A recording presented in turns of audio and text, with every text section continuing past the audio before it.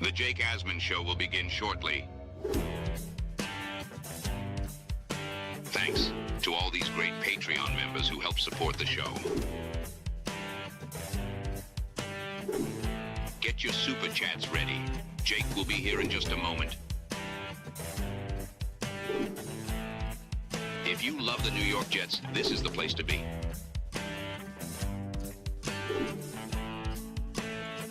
And now, the Jake Asman Show. Today, we're breaking down the latest reports surrounding the New York Jets. Ryan from Jets Talk 24/7 will join me. It's the Jake Asman Show live on a Sunday. Let's hit it and get it started. I let the organization down, and I let the players down, and that burns me. It really does. This season's on me, and we're going to work our ass off to get this shit exactly where it needs to be. A new chapter for the Jets has started. Aaron Glenn and Darren Muji are tasked with shaping the future of this franchise. Will they be the ones to finally get it right?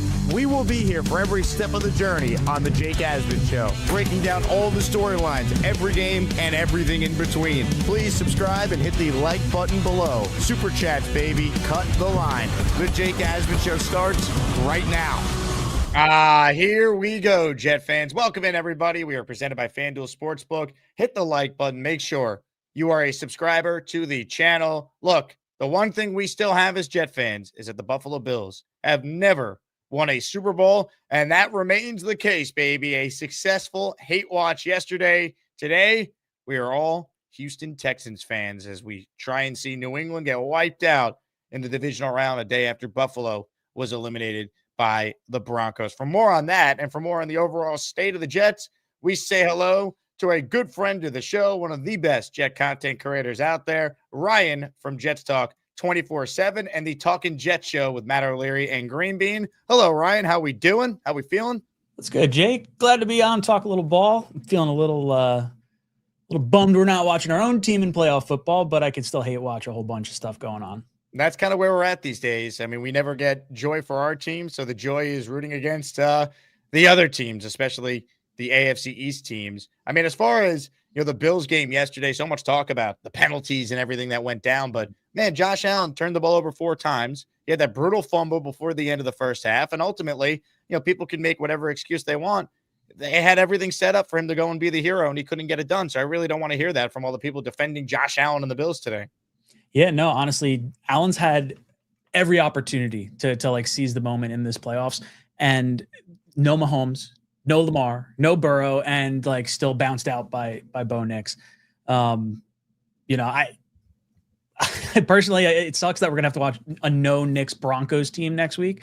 That's probably the most frustrating part about it, but I don't hate watching the Bills get bounced the way they did. I'm right there with you. And, in terms of the Patriots today, right? I mean, you and I were talking about this off air. It's kind of sickening that if they do win today, and hopefully by the time some people who aren't watching live hear this, New England was eliminated. The Houston defense is great and all that. But if New England wins today, it essentially feels like they're going to the Super Bowl because they got Jared Stidham in their way in the AFC title game next week.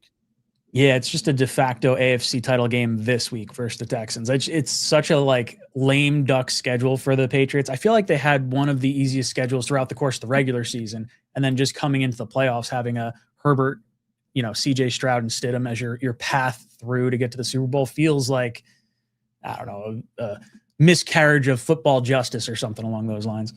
I'm right there with you. As far as our team goes, man, where do we start? We have the defensive coordinator search that is ongoing. On Friday, the Jets released 8 names of candidates they spoke with. Give us your initial reaction when you saw the list of names. What stood out to you? Yeah, I mean, I'll be honest. The only ones I'm really super dialed in on would be Chris Harris, Wink Martindale, and Jim Leonard.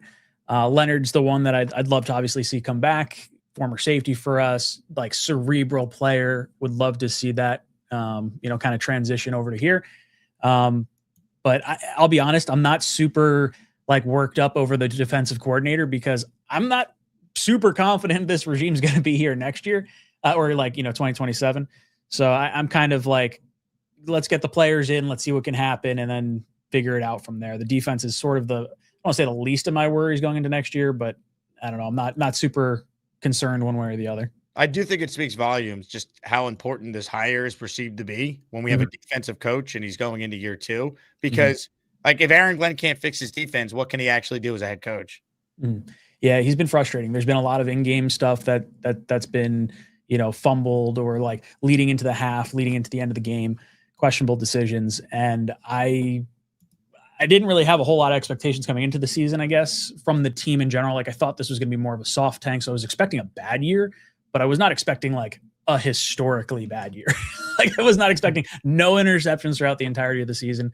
Like you're a defensive back in the NFL and then become a head coach through, the defensive coordinator pathway and like historically bad, just like abysmally bad. So I don't know. I want to pull for Glenn. I really do. And I'm not like wishing negative on him, but there's things that I want to see happen this offseason that maybe takes a little bit of control out of Glenn's hands.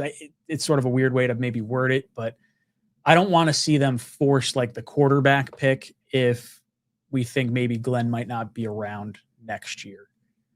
Well, that's the fear, right? That this regime knows they got to be better. So they're going to be desperate. And that's why I'm thrilled. I don't know where you're at on this. I'm thrilled Dante Moore went back to school because I think the Jets would have done everything in their power to try and justify taking him second overall. They'll say, hey, we're going to sit him. We got a plan for him. And you know how this goes. They're never patient enough. You get desperate. You go to the quarterback to try and save your job. So then you can go to ownership and say, hey, Woody, look, we're playing Dante Moore. He showed some potential here. Like, give us another year with him so we can develop him. And just you get this cycle of regime not being on the same timeline with other members of the regime or personnel in the case of the quarterback. Again, we just went through the Sam Darnold experience not that long ago. We're watching Sam now, one win away from the Super Bowl. Like, you need to surround the quarterback with the right infrastructure. That's roster. That's obviously weapons, the O-line, but it's also coaching. And right now, I don't know how any Jet fan can feel confident in this coaching staff and their ability to develop a quarterback, especially one in Dante Moore, who needs real development. Everyone says, hey, he's going to have to sit. And how often do you actually see a number 2 pick in the draft sit for a full season? Yeah, he's only got 18 starts to his name. So you want to see that 25 start threshold. That's really like the soft spot for quarterbacks coming into the league. And I'll be honest, I think Dante Moore not coming out ultimately is this weird catch-22 for Jet fans, because it would have been absolutely advantageous if we had confidence in this regime to maybe trade out of the number 2 pick and get some nice assets for a team coming up to get Dante Moore. But like you said, I don't trust the Jets to not take him. I think there's still, I see Tank for Ty in the chat right now. I know there's going to be some talk about Ty Simpson as we go throughout the offseason. It won't shock me at all if Ty Simpson really comes into play at number 2. I hope that's not really the case. I would say I fall more in line with wanting to go day 2 quarterback, whether that be pick 33 or 30 or 44. I think you got to get the best bridge in here. Really, to me, if the Jets were to take Dante Moore, what would they have finished with a bridge? Maybe 6 wins, 7 wins at most. Like, is that enough to save Aaron Glenn's job? I don't necessarily know if it is. So, like, if Dante Moore going back to school forces the Jets to go best player available at the top end of this draft, it's probably the best thing that could happen to the Jets right now. And then you kind of pivot your attention towards day 2, and then it doesn't take you out of the conversation in 2027 when you got your 3 first-round picks. One thing I would bring up too is the hire that happened last night during the second game, the Falcons hiring Kevin Stefanski. Kirk Cousins has been linked to the Jets a lot as a possible option. Stefanski and Cousins overlap together in Minnesota. So I'm not saying that Kirk Cousins is definitively no longer going to be an option for any team that needs a quarterback, but I do wonder if Atlanta assesses their situation and goes, look, we won 8 games. Michael Penix is coming off an ACL injury. We don't know when he's actually going to be healthy. Kirk's under contract. Can we redo his deal again, make the cap hit more prohibitive for us to be able to manage, and we let him be our quarterback in a division that was wide open? If Atlanta had beaten the Jets, they would be in the playoffs. So that's how close they were at 8-9 to making it. I do wonder if that news impacts the Jets' pursuit of Cousins potentially, because if not Cousins, I mean, we're talking about maybe like Kyler Murray, maybe a trade for Mac Jones. Do you sign Malik Willis? Like, the options are kind of bleak for the Jets. But your thoughts on Cousins as an option and whether or not Stefanski being in Atlanta now maybe means he won't be an option? Yeah, I mean, my first channel on the first video that I released when I made my YouTube channel was how the Jets are going to sign Kirk Cousins. That was when he was leaving the Redskins and everything. So, like, it would sort of be poetic justice if he wound up with the Jets, at least on my side of things. But I don't think he's going to leave. I think you're right. I think he's going to stay in Atlanta. I think they're going to give it, their best shot to try and get into the playoffs. As far as the other quarterback options, Malik Willis has some ties to Charles London, but that was from their time in Tennessee. I don't know if there's any necessarily good vibes from that since he, went on to Green Bay and wound up, being under LaFleur and stuff. So I don't know if he's going to be a realistic option for us. Like if he had to choose his one opportunity to have the most successful season to parlay this into like a big contract, I feel like if I were him, I'd go to the Colts and I'd try to go through the AFC South and I'd go against the team that drafted me originally and gave up on me after like a year and drafted Levis. Like I think the Colts for Willis could make a lot of sense. From the other side of things, Kyler, I think, is intriguing. I don't particularly like Kyler. I don't particularly like his contract. There is some situation where you could see it almost like a Goff-esque contract where you trade for the quarterback, you take on the cap hits, and then maybe you get an additional pick from the Cardinals, or he's cut outright. I think if he's cut outright, I don't know if the Jets are necessarily the landing spot he chooses either. So we're kind of in this weird purgatory of maybe trading for a quarterback is our best route. Then you get to the Mac Jones conversation. I don't particularly like Mac Jones. I think he's, slid and kicked dudes in the dicks way too many times for me to want to root for this guy, but he's probably the best quarterback option that we could have. And are you comfortable giving up probably pick 44 or finding some way to trade down and get a 3rd round pick to get, Mac Jones, who you're going to have to re-sign to another contract and have probably more than just this 1 year under the belt? I don't know. I have no idea which direction the Jets are going to go. I'm cool with getting the best bridge quarterback possible, whoever they deem that to be. There's just not a very inspiring list out there currently.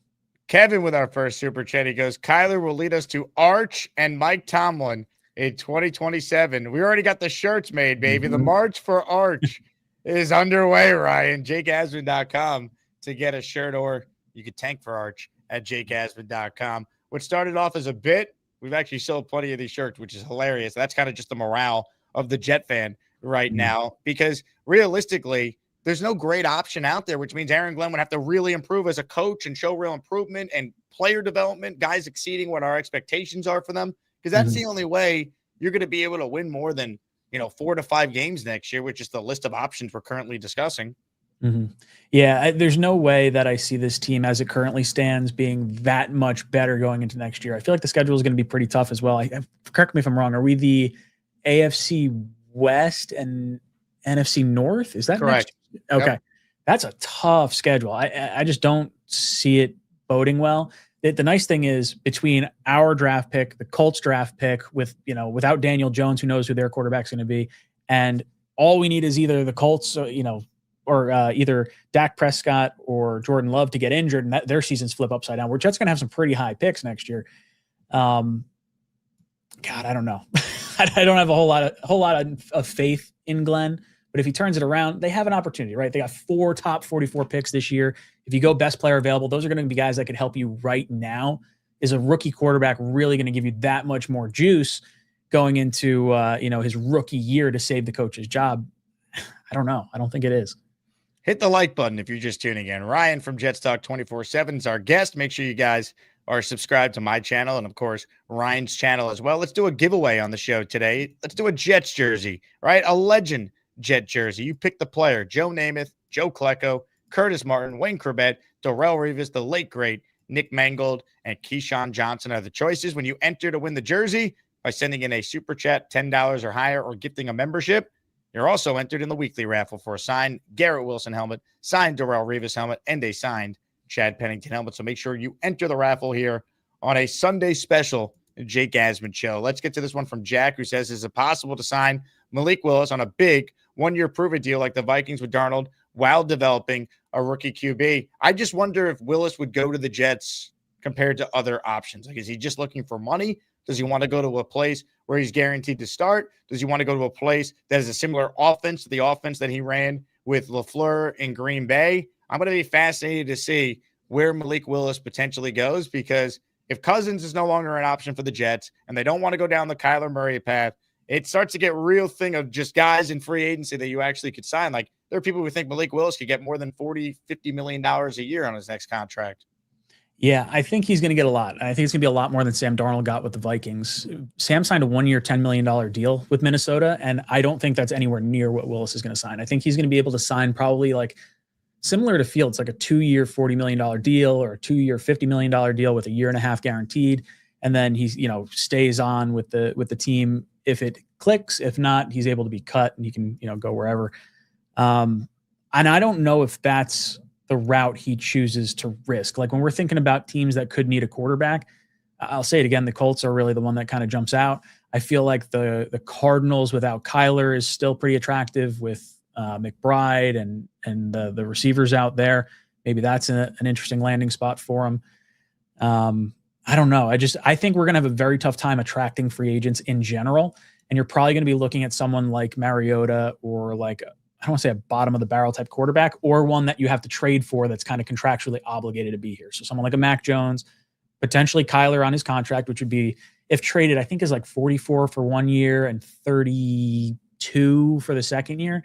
So while it's like pretty abysmal contract, all things considered, like he might be the most talented of the quarterbacks that you could possibly bring in. Will they give us a pick if we took on his deal? Like that'd be my thing. Otherwise, like they might just outright release him and deal with the dead cap.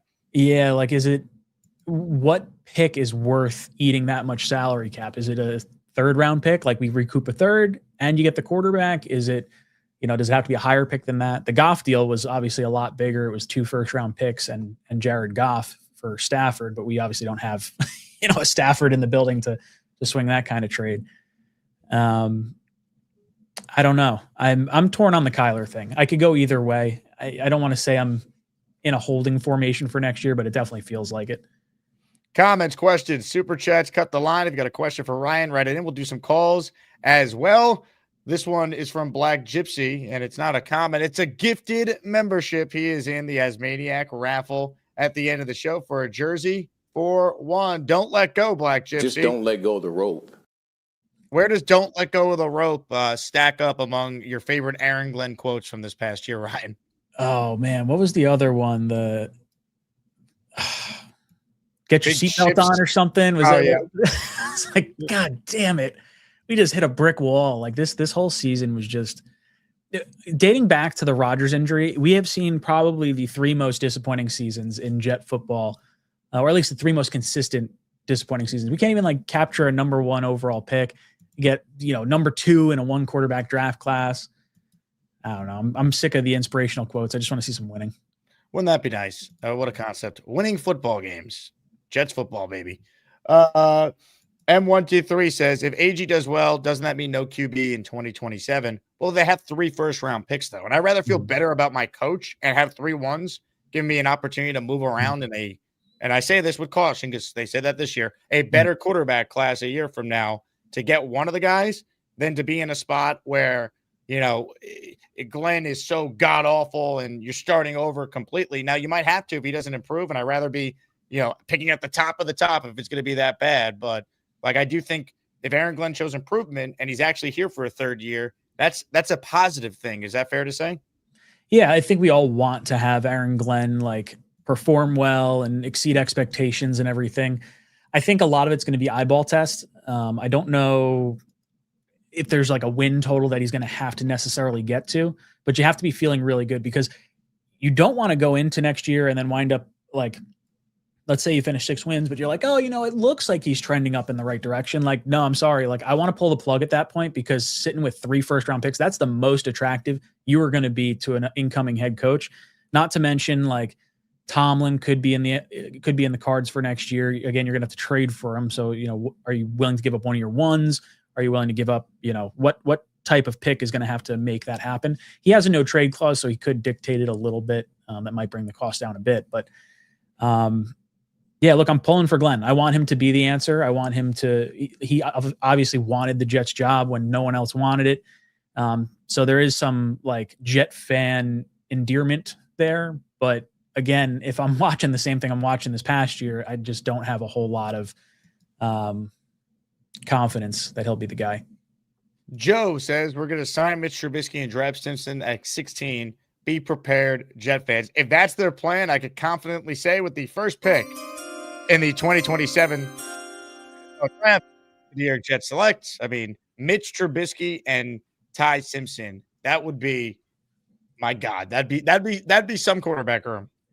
What would suck with that is I don't necessarily hate like the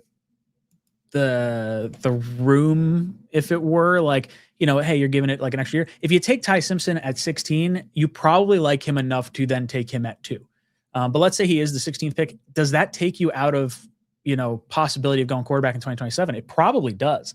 Like for me, if I can get a swing at like, let's call it Mac Jones in a trade, and then a day 2 quarterback at pick 33 or 44, now you have 2 cracks at the apple. And then you don't take yourself out of contention in 2027. So like from a global standpoint, I almost want Woody to go to Muji and say, hey, look, get our quarterback and have us feel confident by 2027. Like I don't want to have to force this right now because there's some really good players at the top of this draft. Like if you're going to go with Bailey or Reese at pick 2, and then you're going to go, I'd love to see Sonny Styles slip to 16. I don't think that's going to happen, but Mekhi Lemon, receiver out of USC, would be really nice. Like, don't just burn the pick on a quarterback just to do it. Mitch Trubisky and Ty Simpson probably leaving a lot to be desired. We're probably going to see Simpson a lot earlier than you would think. I think he's a really good option for the Rams at pick 13. I think that would be the spot I'd circle him at. Yeah, you get a chance to sit there, which would be awesome. Look, I like Ty Simpson. If they took him at 16 and they're picking 1 next year with a new coach coming in, it wouldn't stop them from potentially drafting that guy, or they're picking in the top 5. But I'd much prefer, if they're going to take the quarterback, the earliest I'd like them to do it at this rate would be that second round pick 33. Because then it's like Tyler Shuck. You take a chance, it doesn't work out, you can move on, no problem. If it doesn't work out, great. You got a guy on a cost control contract, and then you have all these other resources to build your team. It's going to be fascinating to see if Chambliss is in this draft and kind of how teams view him. I've heard Mel Kiper say if he is in this draft, he thinks he'll be a first-round guy. That was before Dante Moore went back to school. So we know Mendoza's going 1, and when the next quarterback will be off the board and how many, that's going to be fascinating. Yeah, I look at this draft similar to like last year's draft where you had Cam Ward at the top and then you have Dart go somewhere in the 20s. Like, to me, I think the floor for like Ty Simpson is it the Steelers that are sitting at pick 20? I think that would be a nice landing spot for him. There's probably an opportunity for the Jets to maybe make a slight trade up with the Broncos if the connection with Muji is strong enough. That pick's going to be pick 28, 29. If they get bounced next week. I don't know. I don't have a good answer for what they're going to look to do. At Chambliss, to me, is kind of like he's too small, and he's like a little too old. So like second round to me, I think feels right. Like, I don't know if I necessarily want to dial in on a specific quarterback or if I want to take the best of the options that are sitting there at 33 and just see if it hits. Like it's probably a bad way to look at or try to look. It's probably a bad way to try and look for a quarterback, but I don't want to overextend when we need so much on this team. Totally agree. Flight Risk Jet says watching Dawkins cry was wonderful. That's right. Seeing the Bills' tears. Bottle it up. Love it. Absolutely love it. I am a proud hater. We have nothing as Jet fans except to hate watch this time of year. So thank you to Denver. Sorry about Bo Nix. That's brutal. Please, Houston. I love you, Houston. I lived there for 6 years. Get to your first ever AFC championship game today. Please put Drake May on his ass many, many times. And can CJ Stroud show up? That's the big thing. We're presented by FanDuel. Here's a look at the lines for the games today. New England, a 3.5-point favorite. And the second game in Chicago tonight, Bears, a 3.5-point favorite as well. The Rams are 3.5-point favorite with the Bears, the underdog at home. Man, I'm just hoping that Houston can pull this off, Ryan. I really am. Yeah, I really want to see it. I don't have a whole lot of confidence in Stroud after what happened last week, but that defense is going to keep them fighting, going to keep them alive. And I just hope that we don't have to see the Patriots in the Super Bowl.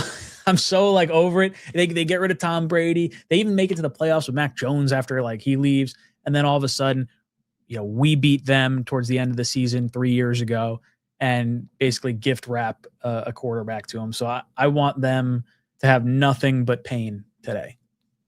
Comments, questions, super chats.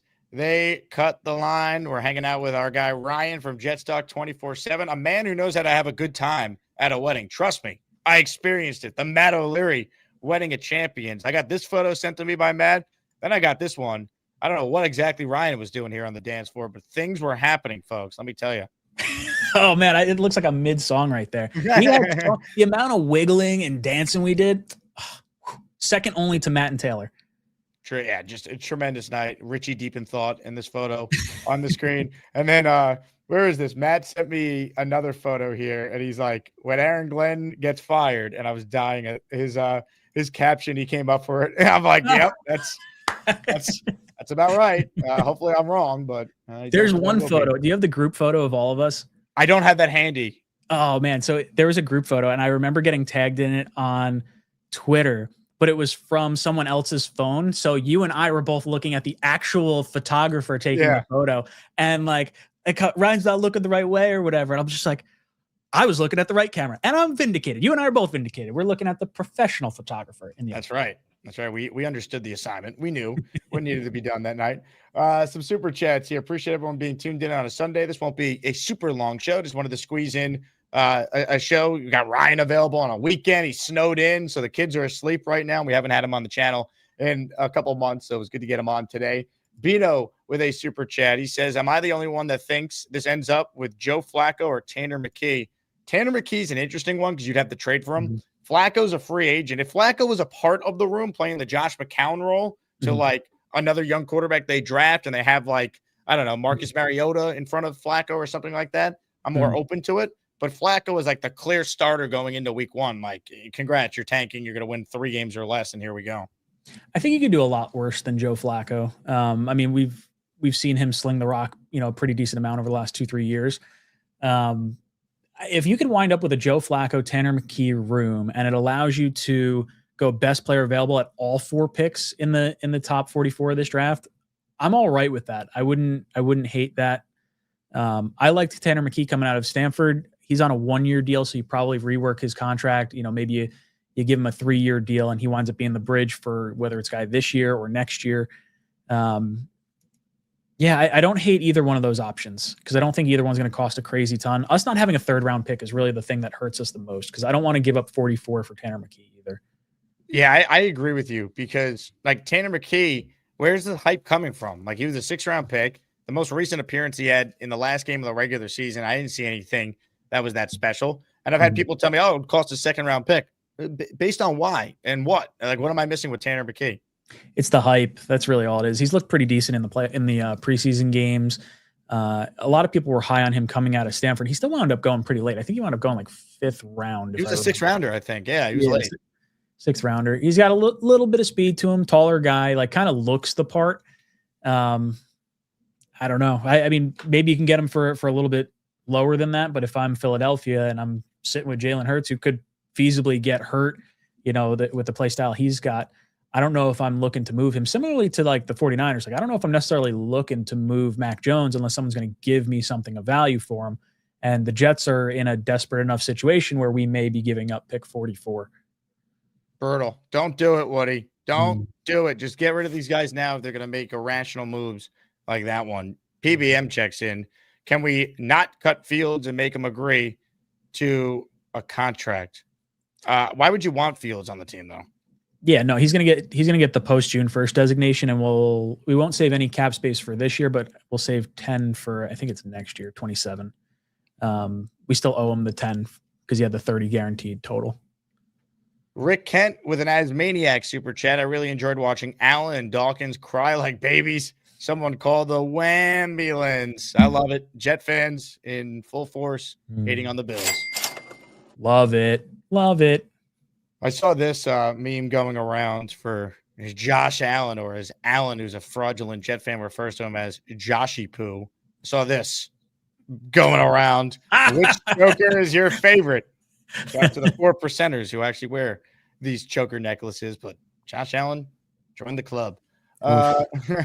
Antonio says, trade for Baker or Kirk. I mean, is Baker available? I mean, I'd love to have Baker Mayfield. I don't know why Tampa would get rid of the guy.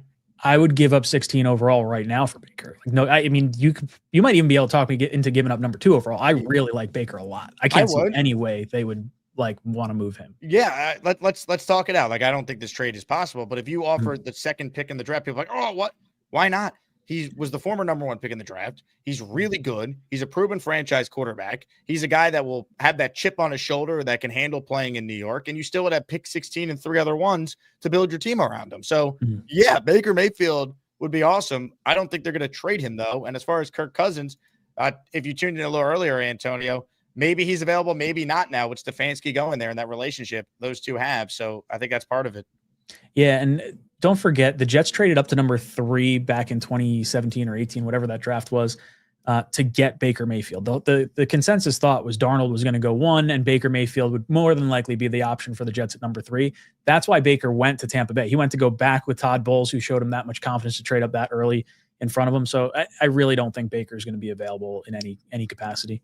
Amanda Madison checks in. She says, girls haven't worn those chokers since 2016. Well, 2016 is trending lately. I see everyone's posting like pictures from 2016 across social media. So Amanda Madison, thank you for the expertise here.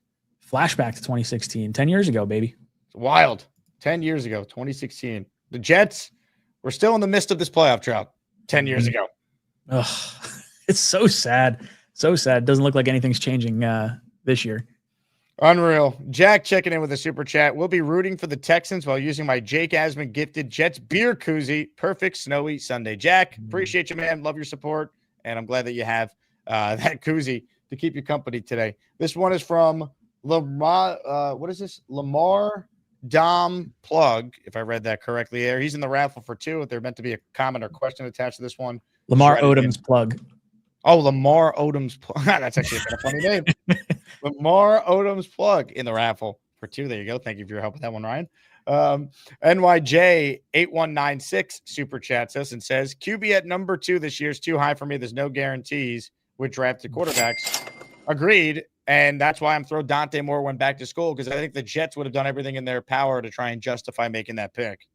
Yeah, I think if you love the quarterback and you feel confident enough in him, I don't mind going to. I just don't feel that with any of these players. Like, we've seen regime changes after 1 year with a quarterback, Caleb Williams. It's going to happen with Cam Ward. It happened with Sam Darnold. It happened with, did it happen with Baker Mayfield too?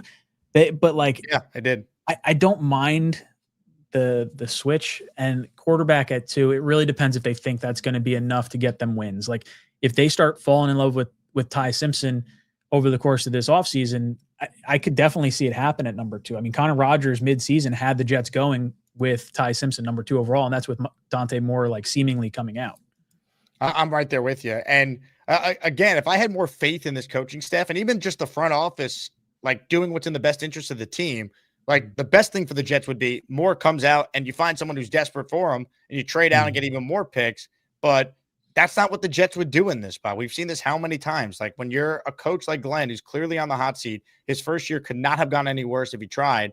He's not going to be thinking about the long term. He's going to be thinking, how do I save my job? Part of saving your job is having Dante Moore saying, we got a plan for him to develop, and you need to let me see my plan through. Like, that's how you do it. Like, again, they were 0-7 with Sauce and Quinnen, and the second they traded those guys, it basically bought Glenn a second year, the perception was, and it was so bad after that there was even a debate if it should, right? Any other situation, there would have been clearly, as long as you're not losing in historic fashion, you're getting a second year. But the fact that it was so heavily debated and Woody was reportedly pissed, according to ESPN's Rich Cimini, that tells you all you need to know.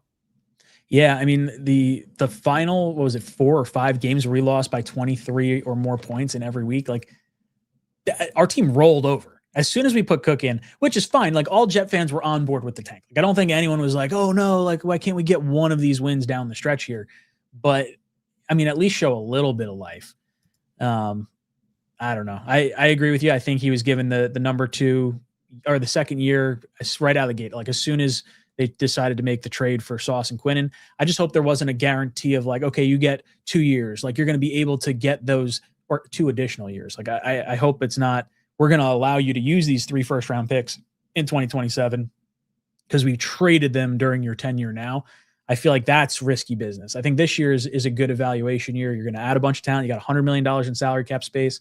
For me, I think the best route forward is to go after guys that are on controllable contracts that might be salary cap cuts from other teams. Use some of our late round picks. We saw Muji do it with Briggs. We saw him do it with Brownlee. We saw him do it with Phillips.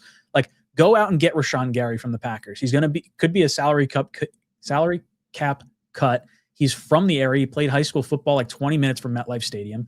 You got Jesse Bates out there at safety in Atlanta. He might be a cut casualty. Throw them a late round pick rather than trying to fight for these guys in free agency when they're not going to want to come here. So I think $100 million in salary cap space, probably not enough talent that could be coming in to use all that cap space. So think a little outside the box. I love that approach. Tank for Ty, you know where his allegiance is at in the quarterback discussion. He says the evaluation process is just starting. If/when Ty climbs boards by draft time, let's not cling to our preconceived perspectives on him as an NFL quarterback. He's QB1. Here's the bottom line. I like Ty Simpson. I don't like him enough to take at number 2. And that's not even just based on him as a prospect. It's part of that, but it's also data, right? Ty Simpson, for everything we said about Dante Moore, how he only has 20 career starts, I got news for you. Ty Simpson, he started even less games than that at this point, right? He started the same amount of games that Mark Sanchez started in the NFL. So, like, you look at the history of guys with so few starts. He had 15 in college, 1-year starter, and you compare it to guys over, again, the last 15 years. Here are all the quarterbacks who entered the league with 20 or fewer starts that were first-round picks. Anthony Richardson, 13. Trey Lance, 17. Dwayne Haskins, 14. Kyler Murray, 17. Mitch Trubisky, 13. Ryan Tannehill, 19. You got to go back to Cam Newton in 2011, who had 14. The last time a guy with so few starts, like, was an automatic, like, he hit right away. Like, Cam first pick in the draft and was a great player, won an MVP. Like, the data overwhelmingly tells you it is too big of a risk to justify picking a guy that high with so few starts.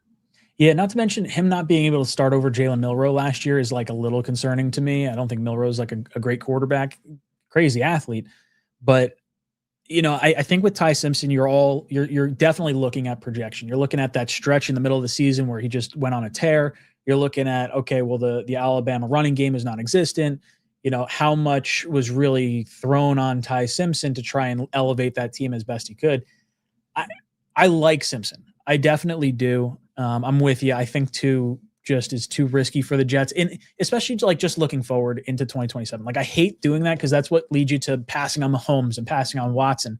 But for the Jets, you almost need more surefire players, and a guy that's coming in with so few starts is like anything but that.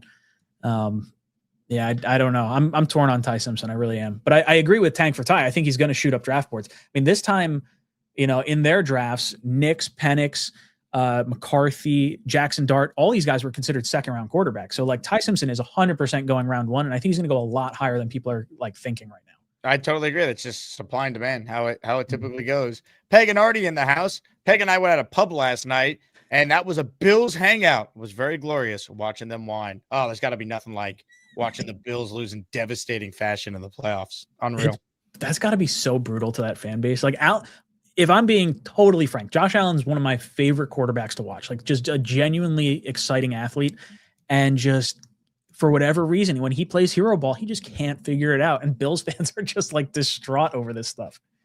Yeah, it's wild to me that they have been this good for this long and still haven't broken through yet. And they've had just some of the most devastating playoff defeats you can have. And this year, the narrative was, well, no Mahomes, no Lamar, no Burrow. Here's the opportunity. And in the past, when they've lost games, Allen's played great in these playoff games and they haven't won. Yesterday, I put on him. Don't tell me about the refs and all that. Ultimately, he turned the ball over 4 times. The one at the end of the first half was inexcusable. The other interception he threw, not the one that was controversial, but the one he threw right after Bo Nix gave it away, that was horrible. I mean, look, he's a great player, but that narrative of being unable to win is going to follow him. And like, it followed Jim Kelly, like it followed Dan Marino. Like, he's on that path, but he could also be on the path that John Elway was on, where eventually he broke through, or Peyton Manning broke through during his age 30 season, which Allen will be going into next year. So people are saying the Bills window is closed. That's just not true. As long as they have that guy, you're going to have a chance every year. Yeah, I'm curious to see if anything happens to McDermott or if they just don't put the loss on him. It felt like it almost be like they're kind of getting to that John Harbaugh, Andy Reid, like, is the message getting stale? Maybe if Allen didn't have the 4 turnovers yesterday, there'd be a little bit stronger case for it. But I agree. I mean, as long as Allen's there, I mean, he's got the arm, he's got the size and the talent, that as long as he's on the roster, I mean, we got another 5 to 10 years of this guy being a headache for us. It's just brutal. Be nice if the Jets could have a guy like that. That'd be fun. Wonderful. Oh, man. Comments, questions, super chats, reminder, giveaway at the end of the show. Let's get some people in the raffle. We only got one gifted membership. I'll gift one right now to get us rolling. If you get a membership from yours truly, well, that will put you in the raffle to win a Jets jersey of your choosing. Again, the choices are Keyshawn, Mangold, Revis, Wayne Corbett, Curtis, Klecko, and Broadway Joe Namath. Again, thank you to everyone who tunes in and still cares about the Jets despite how awful this franchise continues to be. We got over 500 people watching live right now before these playoff games get underway today. So thanks for stopping by and hanging out with Ryan and I. One membership from yours truly has been gifted. And our guy Daniel Beware down in Mexico is in the Asmaniac raffle for one. Super chat from Sam. And I wanted to get Ryan's thoughts on that number 2 pick. So this is a good conversation starter here. He wants to know, what about picking Carnell Tate second overall? Just tired of picking defense and defensive head coaches. So I am fully on board with taking a receiver at 2. I love Tate. I also like Tyson. I just get concerned with some of his injury stuff in the past. So the medicals are important there. Because, again, we've seen the Jets do the defensive thing. And I'm not saying they don't have holes on defense. Obviously they do. But I would just love the idea of just dummy-proofing our offense for whoever the quarterback is this year. And then obviously next year, if we make the big swing for our top prospect then, like Garrett Wilson, Carnell Tate, Mason Taylor, Breece Hall, the offensive line in place. Like, you're really building something that's sustainable that could be good for a while as far as just the weapons on offense. Yeah, 100%. I have no issues with wide receiver at number 2 overall. I think you build it out as much as you can, because I don't know if it's necessarily a given that we're going to draft a quarterback. Like, I think we all sort of expect that's the route to go. But if you can attract the top quarterback here because of the talent around him, Carnell Tate, Garrett Wilson, Mason Taylor, Breece Hall, like, that's a pretty good looking room, especially if Mechie and Mitchell, kind of turn into anything next year. As far as receiver goes, I sort of do want to see the edge rusher at the top of the draft. I think that's such a big need. I don't know if Will McDonald's necessarily on this team. I could see him possibly being a trade chip this offseason. Like, to me, the edge rushers, I don't know if I take one at 16. I don't know. I guess I'm totally torn on this. I'd go receiver or edge rusher at the top of this draft. I don't think you can necessarily go wrong either way. You just need some type of surefire hit. If Tate is your most comfortable, safe feeling player that has a high ceiling, make the pick and don't look back, because you're going to build a nice little wide receiver room for your quarterback next year. I'd have no problem with that. By the way, I said it would be nice if the Jets could have that type of quarterback. Well, we probably did, and we screwed it up. So, again, let's not make that mistake again. And we went from this, by the way, with Sam Darnold, and shout out to him for now doing this. This graphic, we all remember it. Well, guess what? Now we got this one. So I think every Jet fan out there is rooting for Sam. I know you and I certainly are, Ryan. It was great to see him play as well as he did last night, play as well as he has now for 2 straight years, and I hope he wins the whole thing. It'd be fitting, by the way. Not that I want to see the Pats in the Super Bowl. I hope they lose today. But the Sam Darnold redemption tour, if he gets a chance to cap it by beating the team that, kind of created the seeing ghost stuff that was following him for so long, it'd be awesome to see that. It would really be nice to see that. Sam, the way he left New York, I thought he was all class. I thought he was all class the whole time he was here. It really feels like we let him down more than he let us down. And I don't have as much angst as maybe some other Jet fans have, because he went to Carolina, he went to San Francisco, and then he went to Minnesota when he wound up being good. I really like pulling for the kid. I thought he was going to be our guy to win us a Super Bowl. And I would live vicariously through him if that's how it ends up happening. I'm right there with you. Some more super chats here as we continue the conversation with our guy, Ryan from Jets Talk 24/7. In addition to Ryan's channel, Jets Talk 24/7, he does the Talking Jet Show with Green Bean and Matt every Tuesday night. So make sure, if you're a Jet fan who's looking for more content, you check that out if you aren't already aware of what those guys bring to the table. Let's see. This one's from Al Gonzalez. I was going to bring this up, and I'm glad that we got the super chat here, because this has been out there for what it's worth. Bills OC, Joe Brady to the Jets, ? Jet Nation forum is buzzing with that rumor. Now, here's what we know, right? And I'm not going to sit here and say this is true. I don't think anyone knows what's true and what's not true with this Joe Brady Jets rumor. What I could do is just show you the origin of the rumor, and we could debate whether or not there's any validity to it. So this is from a message board on jetsnation.com. I'm told that the person who posted this has actually been right with things they've written in the past. That's the only reason why I'll even entertain it. And we got the super chat. Quote, Woody has been stewing and is not pleased. AG not as safe as many believe. Don't ask me how I know. hearing overtures being made to Brady through back channels, but as per NFL rules, no activity can be officially conducted during a team's playoff participation. Expect this to leak if the Bills get eliminated. Obviously, they now have. In my opinion, Brady would be a perfect fit as a respected and proven OC and knows how to build and utilize an effective NFL offense. Those draft picks are just waiting for him to do so. Additionally, let's see. Okay, so then the follow-up is from a messenger here. I don't recall the original poster ever putting out fake rumors before. They've been around for a while and post fairly regularly. This isn't a random new account or known BSer. Point being, I wouldn't be so quick to chalk this up as horse bleep. I'm not saying it's definitely real, but it's not like it came from Incarcerated Bob. And Incarcerated Bob is a jackass, so that is a spot-on reference there. What do you make of that? Do you buy any validity to this Joe Brady rumor? I mean, I think it would be a little surprising to me. I really like Joe Brady. I would have Me no too. problem with the Jets if they were like, "Hey, we're cutting bait with Glenn, and we're going to bring in Brady." Sure, green light. I'm on board with it. I do know those two posters over on Jet Nation. I've talked with them a bunch of times over the years. I don't honestly remember the predictions that they would have made in the past that would have been right or wrong. But they're consistent enough. It's not like a pop-up account or something like that. So I guess there could be some validity to it. I would be kind of surprised watching Glenn get a 5-year contract, have his players traded midseason. Like, is Brady really going to love the Jets after that type of maybe lack of commitment? I don't know. I would be on board with Brady, though. I don't know if I see that happening. I think 27 is really when we're going to get a new coach. If he wants to be a head coach, hey, it's an opportunity. And the Jets have interviewed him before, so he knows them, right? They interviewed him last year, as you bring up. So, maybe Woody gets second thoughts. It's like, I want the offensive guy. We got to get a quarterback figured out. We got 5 ones over the next 2 years. Again, I would take Joe Brady in 2 seconds. I think he fits the modern NFL coach. Innovative, really good with scheming guys open, really good play caller, has been around really good quarterbacks. He's learned from some really good coaches as well, if you just look at his overall resume. So, again, he's not Aaron Glenn, which is a big selling point for a lot of Jet fans, but he's also an offensive guy, knows the division, and at the bare minimum, you feel like he could help develop our next quarterback. And if he's not the long-term guy after that, so be it. But at least it'd be a first-time offensive guy for a change and not doing the same thing we always do, which is hire defensive guys who can't coach that side of the ball on offense. And then you kind of get your bridge quarterback in Mitch Trubisky, right? Like that, he's already with the Bills, so he kind of, helps you facilitate the offense.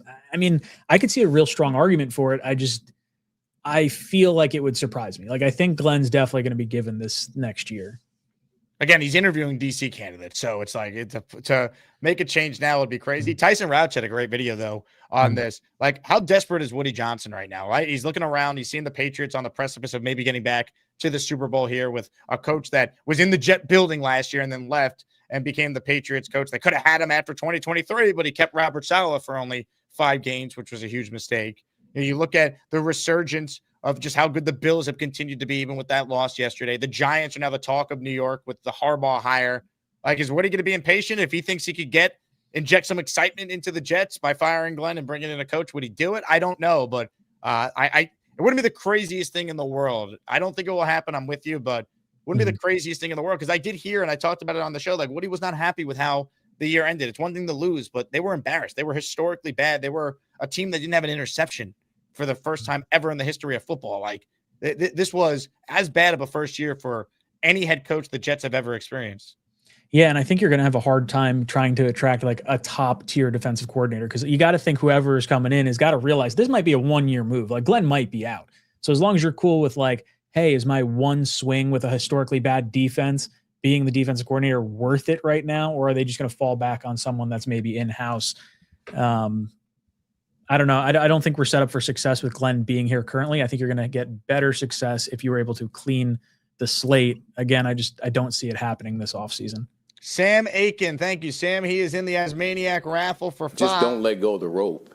Don't let go, baby. We're giving away a jersey at the end of the show. Jets Landing is in the Asmaniac raffle. He gifted a membership to himself. He just signed up and became a channel member. Appreciate you there, Jets Landing. The Bimbus wants to know your thoughts on Arvell Reese at number 2. Yeah, that's been my early favorite for the pick. I've been watching a little bit more Bailey, and I think it's going to be one of those two. I think it's going to be an edge rusher at number 2, more than likely. Bailey is fascinating to me because I feel like not enough people are talking about him, but he feels like a guy that by the time we get to the draft, there's going to be a lot of smoke about him going to the Jets.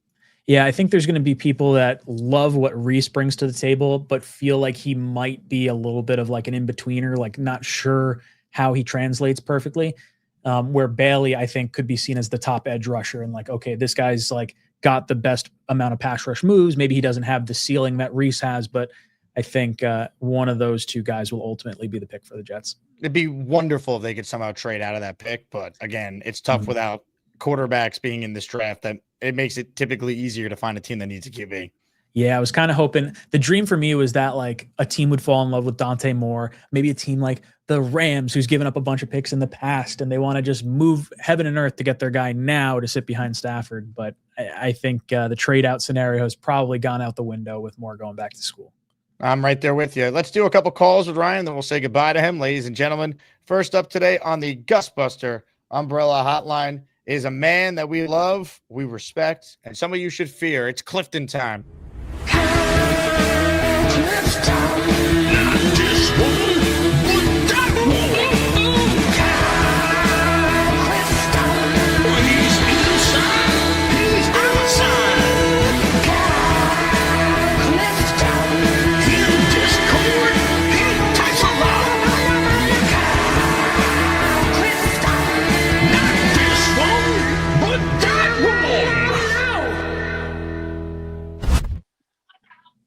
Gentlemen, how are you? Hello, Kyle. Jake, I'd watch your back. Incarcerated Bob is up for parole. He is the worst, man. He blocked me like years ago because I called him out for being like a fake insider. Like he claims to have scoops and stories. He just guesses. He looks at where the weather's blowing and tries to make a guess like he's a weather person. There you go. I'm coming around to Tata too, and here's why. If you think that this is a predominantly defensive-heavy draft in the first round, and I do, I think that if you know that the first two picks are going to be offensive players, and you know that Simpson could go before 16, and you know that there are other receivers out there that could go before 16, like Tyson and Lemon, and you already get your receiver, right? Then you're going to get one of these premium defensive players at 16.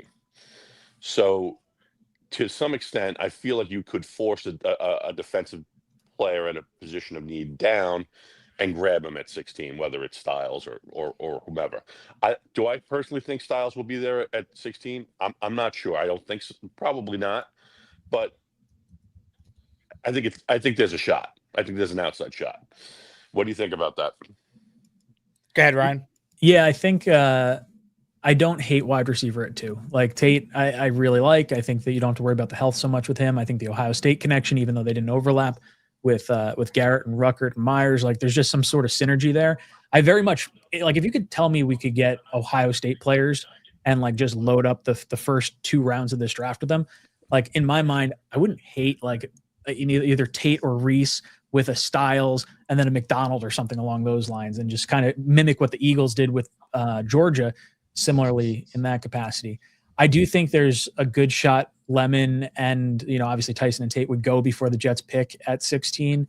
I'm with you. I don't think Styles necessarily makes it there either. I think his floor might be 15 to the Bucs. I don't hate it. I don't hate it. I mean, the whole idea of having Tate and AD on the outside and moving Garrett into the slot is very attractive. Mm-hmm. And that would open up so much for Brees if we tag him, which I expect we will, and we can get some competency at quarterback. So that's something I'm starting to come around to. Obviously, a lot is going to change in between now and draft day. Free agency is going to impact it all, but that's kind of where I reside. I appreciate your time, guys. Kyle, great call. It's going to be amazing. The one thing of more not being in the draft, just from like what we do is people talk about the Jets every day on our channels. It's just going to be a nonstop debate on what to do, especially when you have pick 16 as well. Yeah, there's not really too many wrong decisions you can make. I think, honestly, pulling the trigger at quarterback would probably piss the most amount of fans off. Like, if you go wide receiver or edge rusher at the top, I think everyone's, pretty all right with that selection.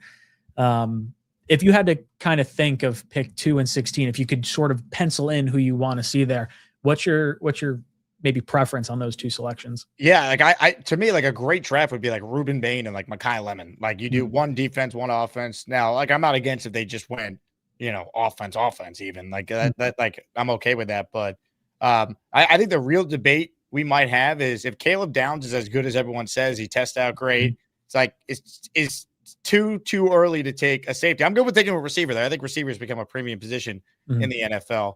But is second overall for a safety, is that too rich?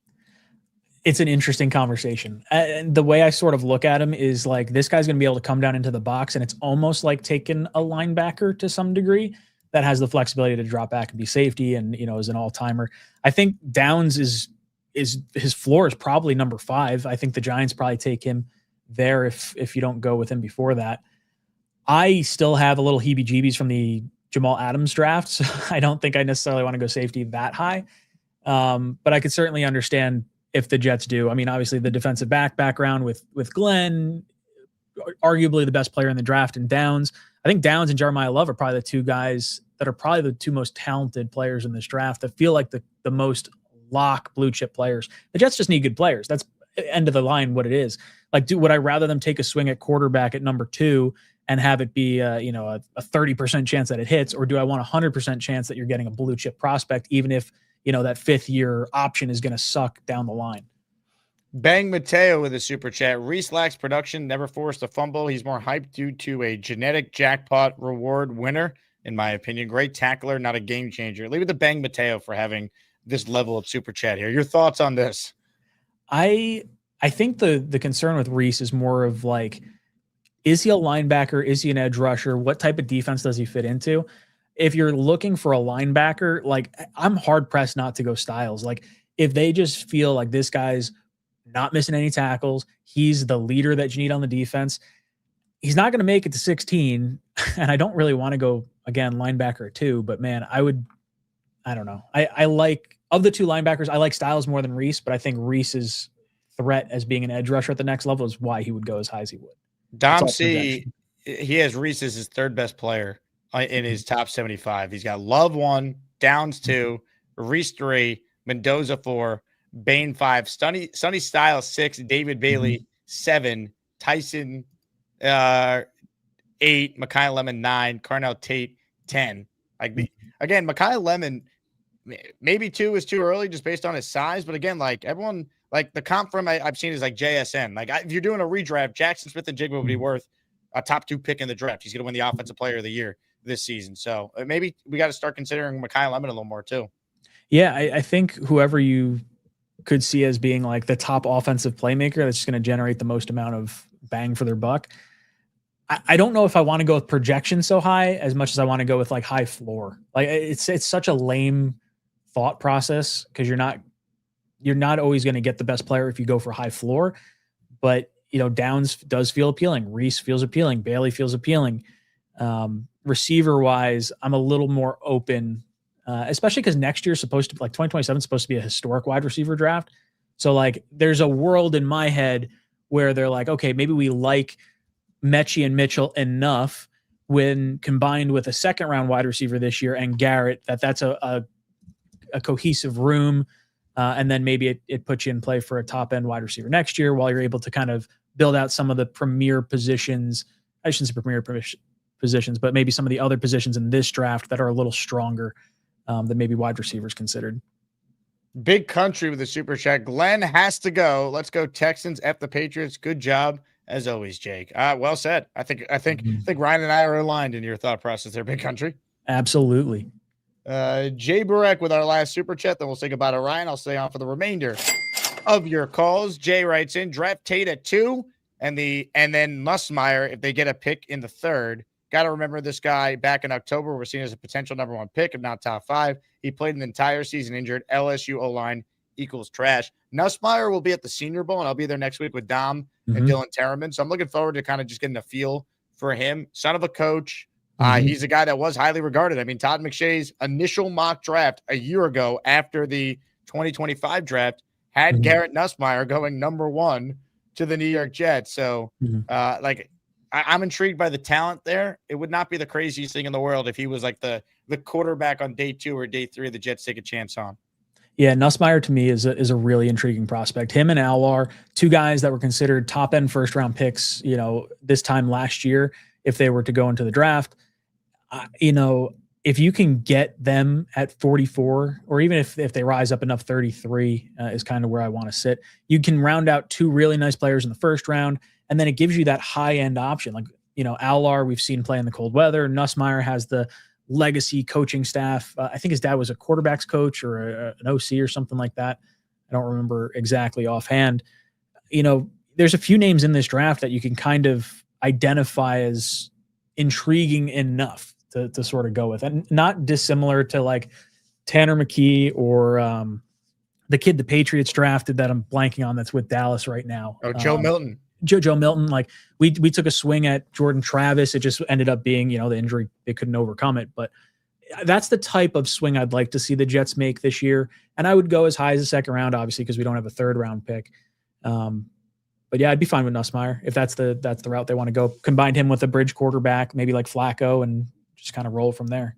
Off we go. Hey, shout out to Matt L, who just purchased a March for Art shirt. If you purchase one during the live show, we give you 5 raffle tickets here. So Matt L is getting ready to march for Arch, tank for Arch, march for Arch. Those shirts already available on jakeasman.com. Ryan, I'll leave you with this. I'm going to ask all my guests this question from now to the draft. If the draft was today, the New York Jets select which player at 2 and which player at 16? Arvell Reese and Mekhi Lemon. That'll be my guess. A home run draft for the Jets if they can do that. I'll take it. Just give me the good players. I'm in. Ryan, you're the man. Thank you for joining us. Great to get you on. I'm glad the kids were napping today with the snow coming down. Enjoy a little playoff football today, and certainly let's go Texans. Thank you so much. I'm looking forward to watching some Patriots lose, hopefully. Fingers crossed, boys and girls. Thank you so much for having me on. Amen. Ryan from Jets Talk 24/7, and of course the Talking Jets show with Matt and GB. Make sure you guys check it out if you haven't already. I want to get to more of your calls here. Appreciate everyone who's hanging out and watching us. We got over 500 plus in the room right now, tuned in live, and there's no better time than to talk about today's sponsor, Manta Sleep Mask. As maniacs, let me tell you about something that has been an absolute game changer for sleep. If you're someone who struggles with noise, light, or just shutting your mind off at night, you need to check out the Manta Sleep Sound Mask. This thing is basically blackout sleep heaven with comfort speakers that are built right into it. Here's what makes it special. First, it has Bluetooth headphones built in, but the speakers, they are ultra thin, so you can listen to music, white noise, a meditation, a show. You could do it without painful earbuds or bulky headphones. Second, it's true blackout. No street light, no morning sun, no distractions, and the fit is completely adjustable. It's super soft, so it stays in place all night long. Does not put any pressure on your eyes, your ears. And what I love the most about it is that it solves all your problems all in one. You get darkness, you get audio, you get comfort, you get the perfect setup. So no more juggling earbuds, a mask, a machine. It's perfect for side sleepers, travelers, light sleepers, or anyone who just wants a deeper, better sleep. And here's what you do. You go to mantasleep.com, check out the Manta Sound Mask along with their full lineup of sleep products, and make sure you use my promo code Asman, my last name. Use that at checkout and unlock 10% off your purchase. That's promo code Asman for 10% off. Get some real sleep. You will thank me later. Shout out to the Manta Sleep Mask for helping me sleep better after depressing New York Jet losses. Shout out to Manta for supporting the Jake Asman Show. Oh my goodness gracious. Thank you to Manta Sleep Mask for supporting the show. And thank you to Jets Forever. Jets Forever number 2 for a $200 super chat to say, Renzel, you suck. Jake, you rule. Jets Forever number 2. How about that? $200 super chat. Let's go. Sound the alarm for that, people. Hit the Jet Chat for them.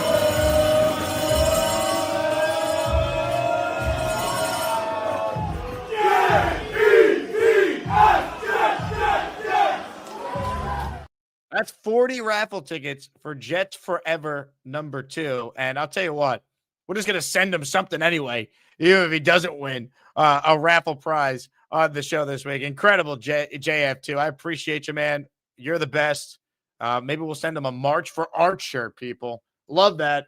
By the way, for those who don't know who Renzel is, he's a guy who's called into the show before, and he has terrible takes. He screams and yells. The chat roasts him every time, but whatever. He's a listener of the show. He has every right to voice his opinion.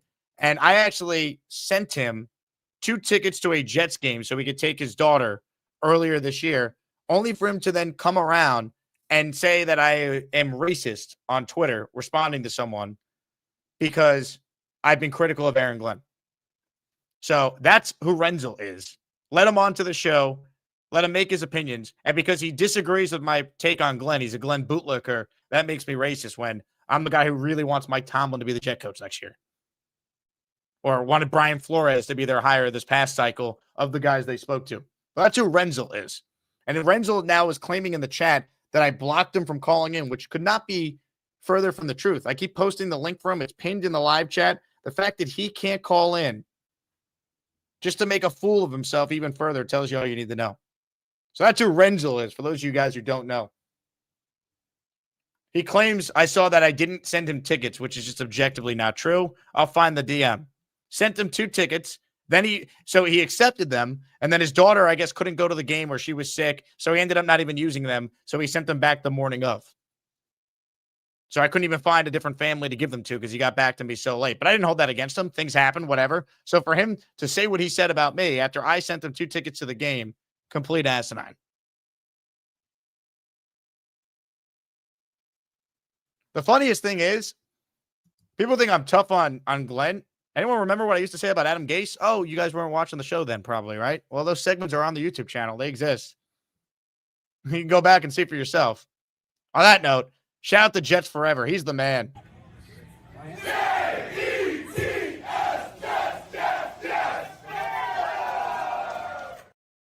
Unbelievable support from the best community in all of sports. Ladies and gentlemen, more super chats. Kyle Clifton in for 2. I think there's a chance one of these 3 excellent players slip to 16 due to the fact they play non-premium positions. Downs, Styles, Love, take advantage.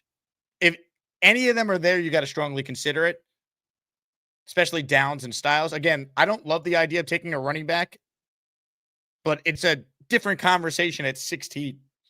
Excuse me. It's a different conversation at 16 compared to 2. It just is. 2, it's a completely different conversation. I wouldn't do it. 16, if the talent is that good, I understand. Shake and bake in the house. We're huge Texans fans today, Jake. We got Bills tears yesterday. Let's go get some Pats tears today. Amen. Amen. Believe me, I got nothing but love for Houston. I need CJ Stroud to show up. It's unbelievable. Jay Abrams writes, and would you consider packaging 33 and 16 to get back into the top 10? Well, who's the player that I'm targeting in that scenario, Jay Abrams? Right?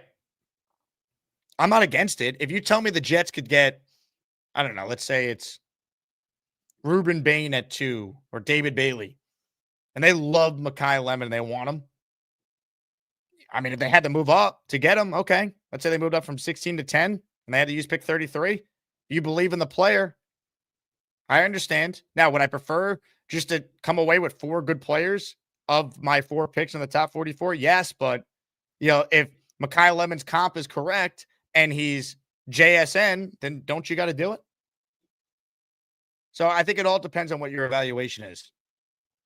Because I know people think Lemon's the best receiver in the draft, but he's a bit of a smaller player, but that's kind of where the league is going, right? Look at JSN. And I've also seen people say he's Amon-Ra St. Brown. Well, Amon-Ra St. Brown was a 4th round pick. But if we were doing a redraft, he's a top 10 pick in the draft, top 5 even with his production. All right, let's get to more calls, shall we? Appreciate everyone who's on the line, tuned into the show today. We got a who's who of callers that we could get the conversation started with here. So, ladies and gentlemen, let's say hello to this man. Hi, everybody. This is Bob from Vermont. I am Bob, of course. Hi, Jake. I shaved today. See? You look good, Bob, but I like the beard look before. Oh, no. It was too itchy. I want it. soft face. So yeah. Well, I do. You said Aaron Glenn is for 5 years now, right? He's signed for 5 years. He signed a 5-year contract, but that doesn't mean he's going to be here for 5 years. So I think that guy from Buffalo should come in. He, like you said, he's the offensive minded, right? Like you said, we don't want any more defensive or minded head coaches, right? He is offensive minded, yes. So do you think that Woody will wake up and just get rid of Glenn and hire the other guy? I don't think Woody's going to fire Glenn at this point. I think Glenn will be here for at least this season and then be fired after it if he makes it through. Yeah, but then we don't get a chance to get the other guy. Well, I mean, I don't know if Joe Brady will get a job this cycle, and there could be other guys available a year from now that are better fits. Which other teams did he coach, Joe Brady? Well, he was most famous for being Joe Burrow's offensive coordinator at LSU. He really helped unlock Joe Burrow, and they were historically good. Okay, LSU. Okay, that's the college. And it was so funny yesterday about the Buffalo game. Poop Buffy is dead now. Yep. And then it was funny to see Josh Allen crying his eyes out. You like that one, Jake? I do enjoy watching the Bills lose. Yes. Honestly, I don't hate Josh Allen. I don't root for him. I have sports hate for Deion Dawkins though. Like that guy stinks.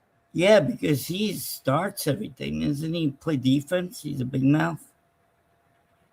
He is the guy that's always getting into it with like different Jet players talking trash. Yes, yeah, and yeah, he opened his big pie hole. Yep. And the Patriots got to lose today. Chicago's gonna win today. I went at the Super Bowl, Seattle and who is the next round? The AFC goes. Texans against who? Texans will play the Denver Broncos if they win. I would like to see either Denver or Texas go for the AFC. I think we all agree. Yeah, we don't want but the Patriots in it. No, thank God. And they got their butt smacked yesterday. Both teams really got blown out yesterday.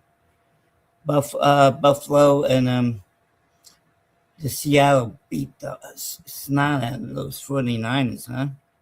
They did. They only gave up 6 points, right? Didn't it? It was something to 6. Did you watch the game? I watched a lot of it. I liked the opening kickoff. Do you? Oh, I loved it, Bob. Oh, my God. I couldn't believe it. I thought I was going to see a penalty. I'm happy for Sam Darnold. Yes. Yes. Why did he always have ghosts when he played for the Jets? What was wrong with him? He saw a picture of you and he puked. Oh, yeah. That's probably it. Yeah. Yeah, especially with my stinko eye. No, I look good today. Shave. Oh, yeah. Do you see any rubble at all? I don't know. I hope I didn't mess up this. Any what? You know, the rubble. Remember, I had that big thing on my face. I believe the term you're looking for is stubble. Stubble. Yeah, that's what did they say? Rubble. You said rubble. The term rubble is from the Flintstones.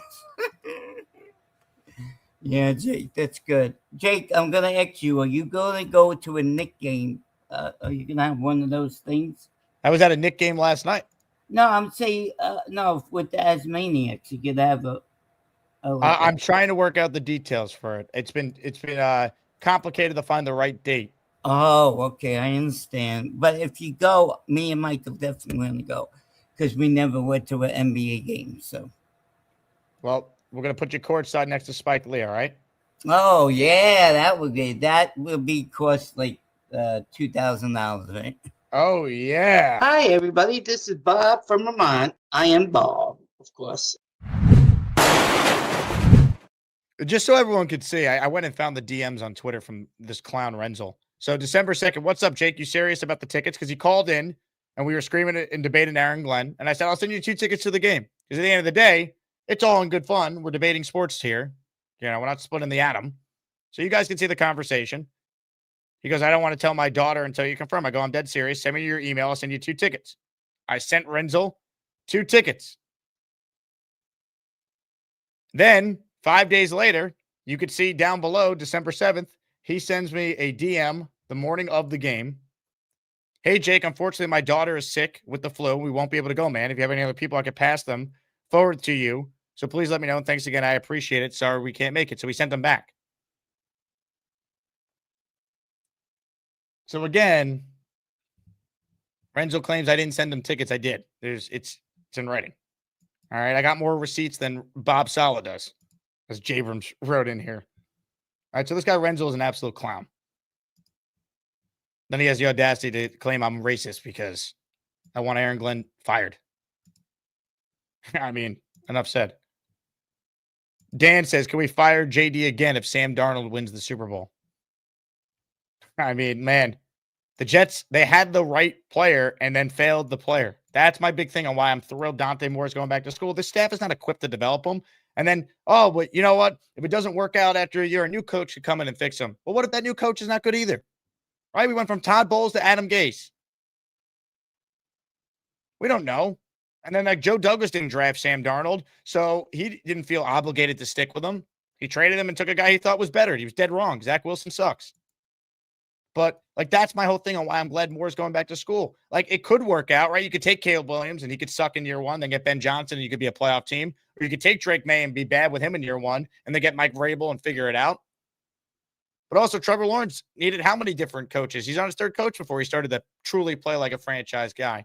So it's tough. I don't think you want to just, pick a quarterback and if it doesn't work out, the next coach could do it. That's why I'm glad Moore's going back to school. Like the Jets can avoid doing the Jet thing, which I think is a good thing, ultimately, even if it means that we got to go through more losing this year until we get our quarterback the following year. Let's get to more calls, shall we? I'm Ricky, New York, and I love to smoke. Florida State, I really love Florida State. Jordan Travis, you know he's from Florida State. At any rate, I call into smoking debate. Florida State, I really love Florida State. At any rate, thanks for taking my call, Jake. Hey, what's happening, Jake? Ricky, what's up, man? Oh, not much. Just kind of sitting around, relaxing, listening to the show. You know what? I've been thinking a lot about the upcoming draft, and hear me out. Of course, naturally, like everybody, I would want Linderbaum. There's going to be a lot of competition for him. So unless we just blow him out of the water with some kind of crazy offer, I don't see it happening. But that would be the perfect fit for us, I think. But otherwise, you were talking about Malik Willis earlier, and hear me out. This is my idea. This is what I would do in their situation. Not only would I bring in Willis, but I would bring in Romeo Doubs as well. And I would try to use that as a selling point to both guys. Tell them we got all the draft picks. We can put all the pieces around you guys to be successful, but we want to keep you guys together. You don't have to wait for them to develop chemistry.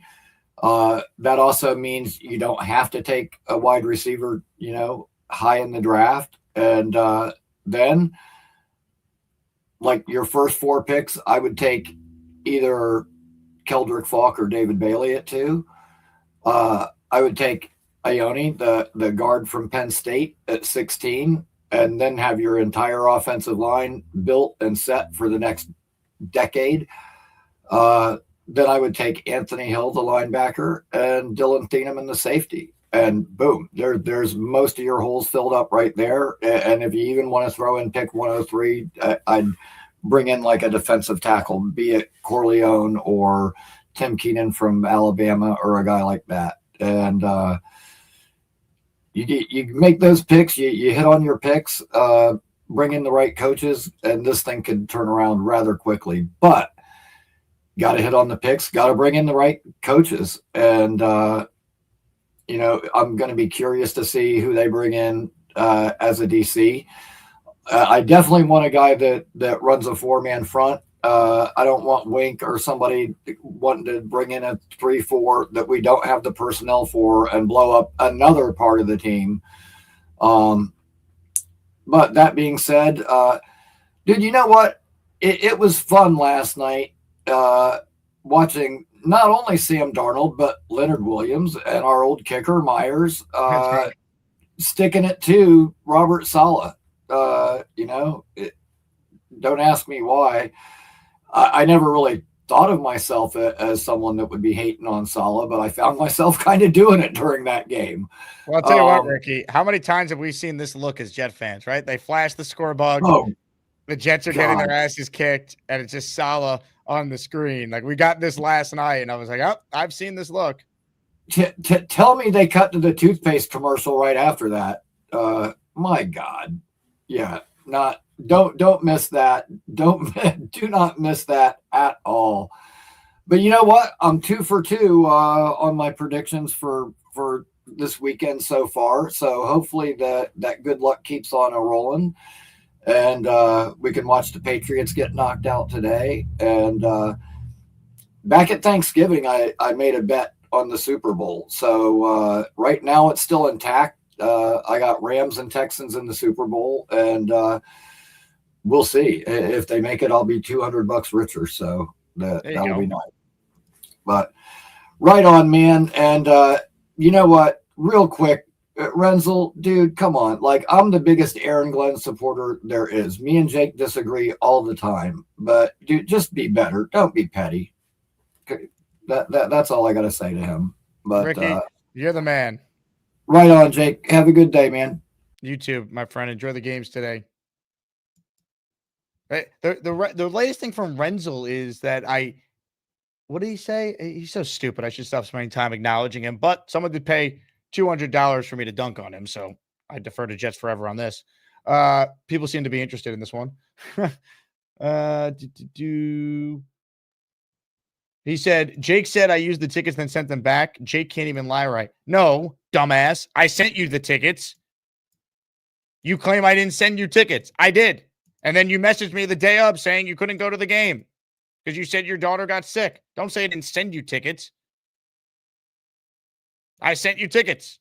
And then you sent it back to me because you couldn't use them, which is fine. Things happen. But you called me racist, and then you said I never sent you Jets tickets to a game for you and your daughter, which is not true. So please shut the F up. You know your ass from your chin, and just stop being a clown. And stop saying that you can't call in. The link has been pinned the entire show. Everyone else can figure out how to call in. Beast can figure out how to call in. So can you, right, Beast? Up here. Pay attention, Whiteley. That's why he's a dumbass still, and he'll always be a dumbass. That's why he doesn't know his ass from his elbow, and he doesn't know, and that's why he'll never learn from his manner mistakes. He's gonna keep making the same mistakes over and over and over and over and over again. But unfortunately, it's like a broken record. Once it's broken, you know where it goes. Into the trash. Don't let go of the rope. What rope are you talking about? This whole team looks like it's shot to shit. Who the hell do you think you are? I am. Well said, Beast. All right, ladies and gentlemen, another legend joins us now. Hit it. Hi, how are you? Bruce Hall. That's good. Hi, Jake. Hey, Lane. Happy afternoon on this wintry, snowy day. I hope you're safe. I am. Good. I think I'm safe. I'm also safe. Anyway, the reason why I wanted to call in was, so I heard a lot about Reese and Kylie Murray.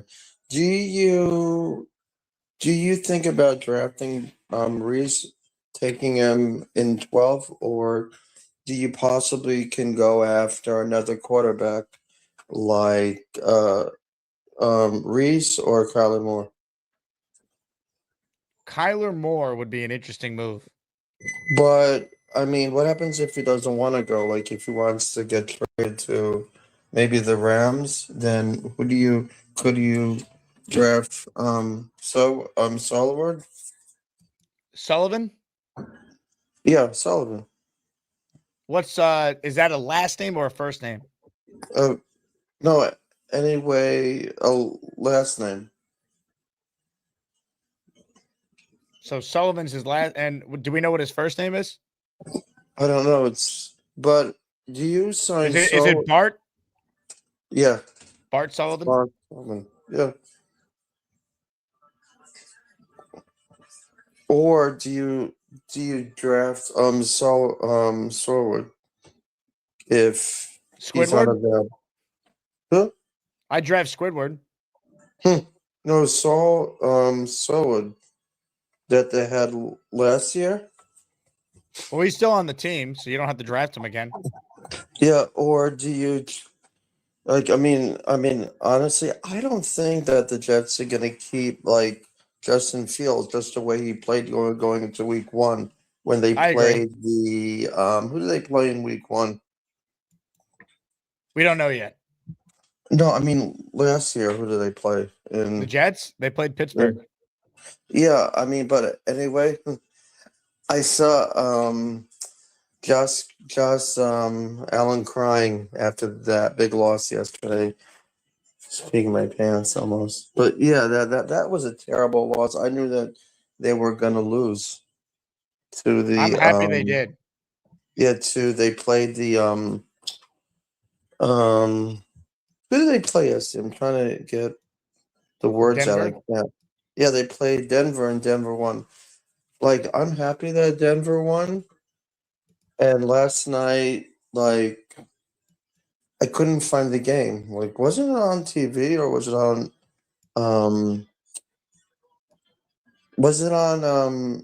like a different channel, like Prime? Because I couldn't find it.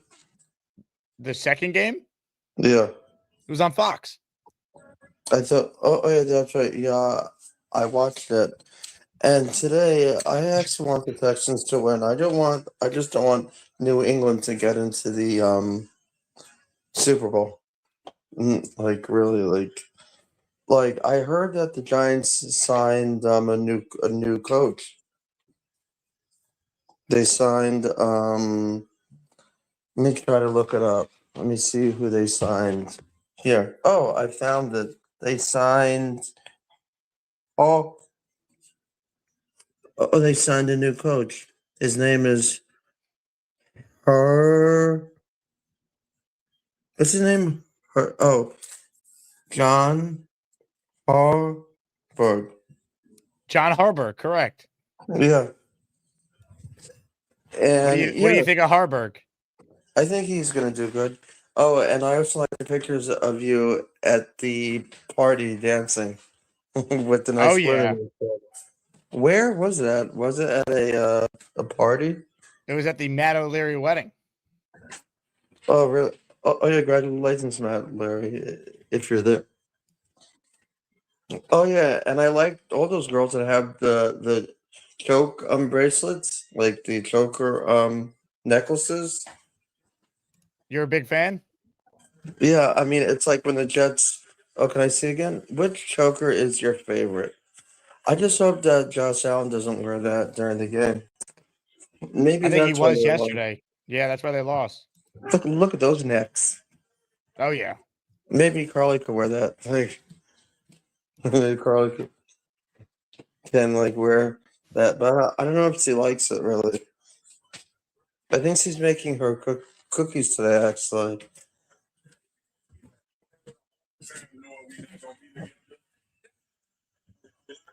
So how do you feel about them possibly taking another pick in the Jets in 2017?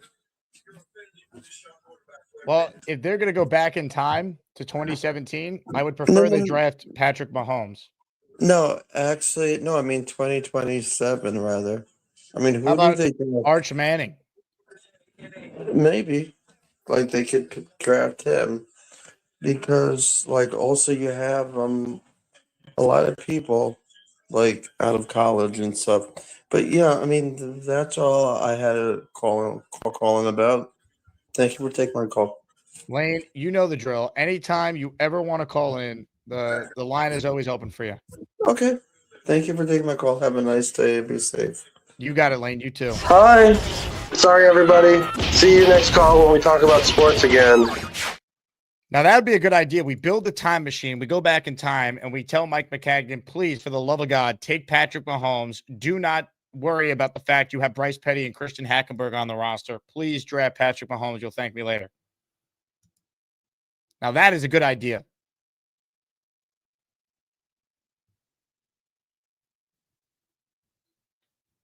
Jabram says, unfortunately, let's call it for what it is. As long as Woody owns the team, we're screwed. You listen to Kraft speak and how respected he is. Woody speaks and people laugh behind his back. Well, I think if you want to hear an owner speak, go listen to Steve Bisciotti, the Ravens owner's press conference the other day. That's ownership, man. That's leadership. I texted my friend Bobby, who's the biggest Ravens YouTuber. I'm like, I'm so jealous, man. Like, that's what an owner should sound like. And then we have our situation.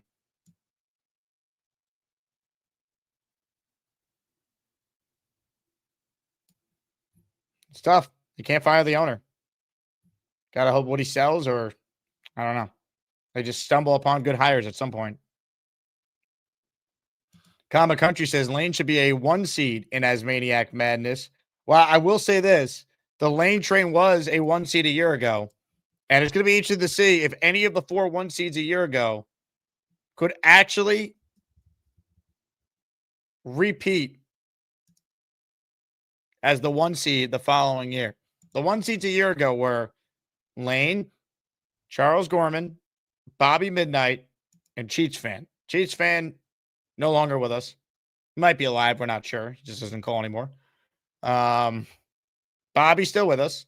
He just called earlier. Lane just called. And Gorman's had an up and down year with the community. So it'll be fascinating to see what the committee does.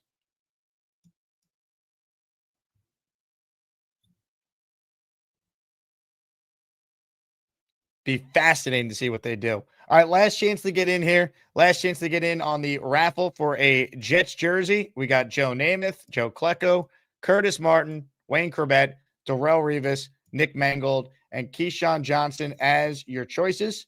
Couple super chats to get caught up on here. Mike Perez checks in. Guys, Linderbaum will be ours. Tell him, Jake. So, fun story here, and Mike confirmed it with me. I won't show the photo out of privacy.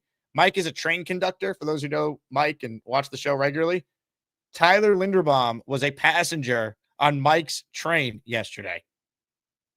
And Mike pitched him on signing with the Jets and said, how's 4 years or 5 years, 100 million sound or something like that? And he said Linderbaum was a really nice dude. So shout out to Mike for trying to recruit the best center on the market to the Jets. And I can confirm that this meeting did happen. I get some of the funniest emails from listeners. That was right up there with any of the ones I've received. So shout out to you, Mike.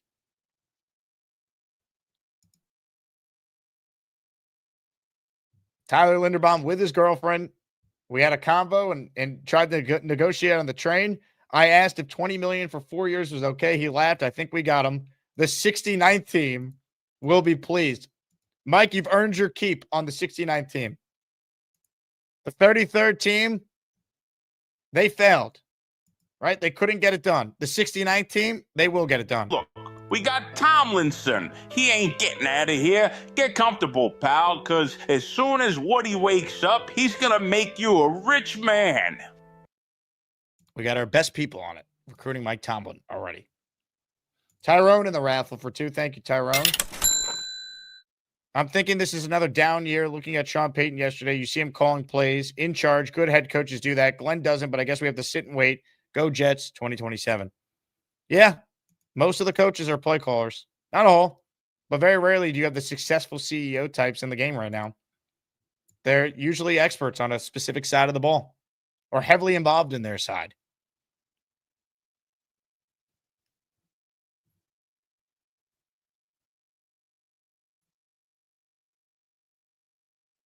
So it's tough. Again, if the Jets wanted to get an upgrade at head coach, there's a ton of guys out there they can get an upgrade on. But we stick with Glenn.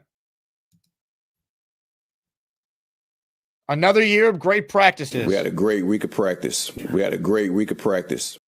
Another year of great coaching. Coaching. It's coaching. Because he can do it. It's just coaching. That's all it is. Another year of finding an Aaron Glenn QB. What do you look for in a quarterback? Like, what's an Aaron Glenn quarterback? A winner. Another year of not letting go of the rope. Just don't let go of the rope. Another year of trust me, bro. And I know it's hard to say. Just trust me, have faith in what we're doing. Another year of hugs. I hug him every day. I hug him every day. Another year of being built like shit. We're the freaking New York Jets, so we're shit. And another year of being field goal protection champions. Hit it. We're a field goal team. Last year we had 3 blocks. This year, we had no blocks.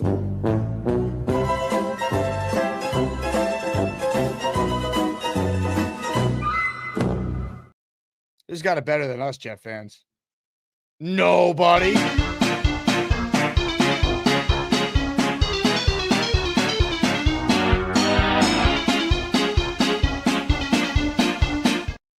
For more on the Jets, we say hello to the man himself. Yeah,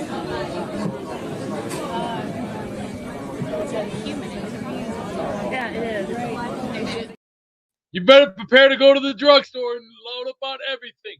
Aleve, ibuprofen, Tylenol. Oh, you're also going to need Bear and other forms of pills to keep the freaking headaches away because we're going to have a long year of headaches. Field goal. We're a field goal team. We're a blocking team. No!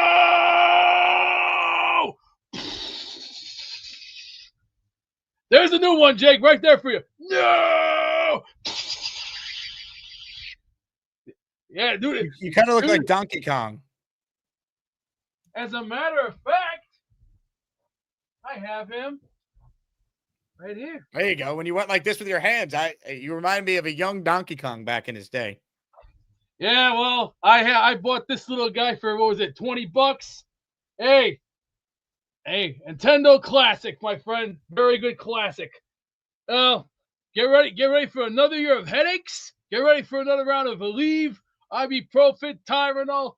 Let's see, Motrin. Oh, Advil, Bear. Oh, get those pills ready. It's gonna be a long season of headaches, but I think we'll be just fine.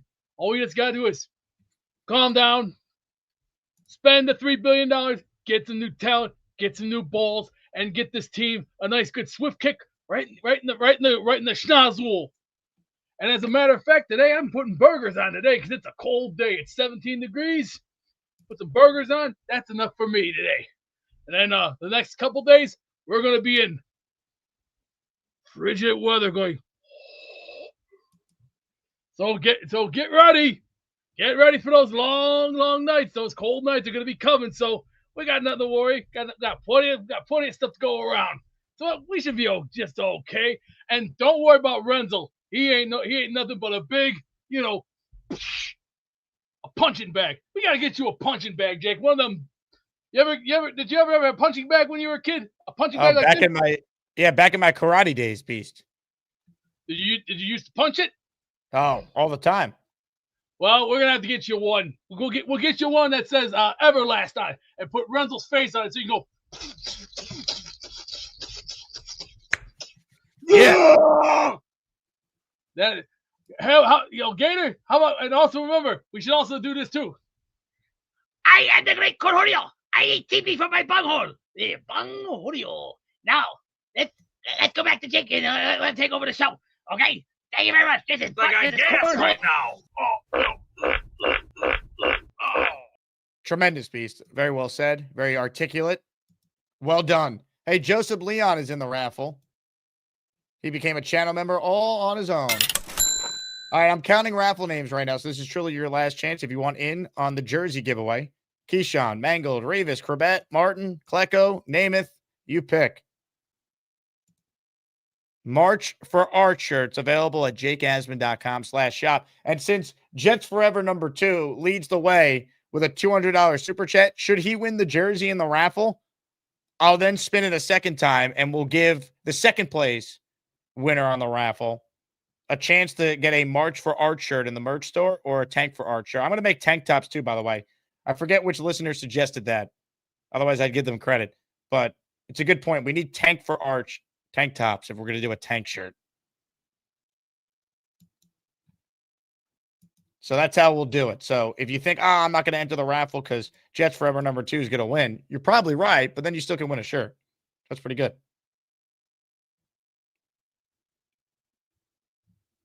Again, thank you to Jets Forever number 2. Ladies and gentlemen, I'm done with Renzel's nonsense for the day. Now, Woody's a bad owner. Are you going to try and defend Woody Johnson as an owner? It's bad enough you're defending Glenn. You're going to try and tell us that Woody is a good owner, and it makes me not a Jet fan because I'm critical of the owner who hired Aaron Glenn, who has overseen a franchise that has failed to make the playoffs for 15 consecutive years. Renzel, not only are you dumb, but your day is done. Now look what you've done. No more protection from the Asmaniacs. Had to pull you out of the chat and cast you down with the Sodomites. Some time in here will feel like you've been run over by the lane train. You understand me? You catch my drift? Give them another 24 hours to think about it.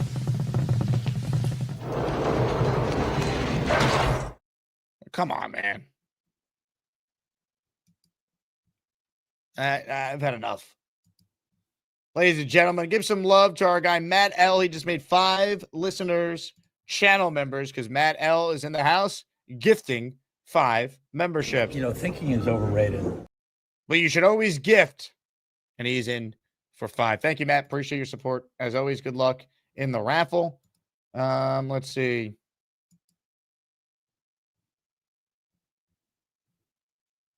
Did we miss a super chat here? I don't believe we did. Ladies and gentlemen, are we ready to spin the Wheel of Champions? Well, before we do that, we say hello to a man who needs no introduction. Ladies and gentlemen, it's time. Happy New Year! Hey, that bell can sure ringing in. But I think we'll be just fine. All I just want to say to the Solid Boys, goodbye. You had your fun here, but we have to make room for new meat. Can't have the old meat. Can't have it here. Nope.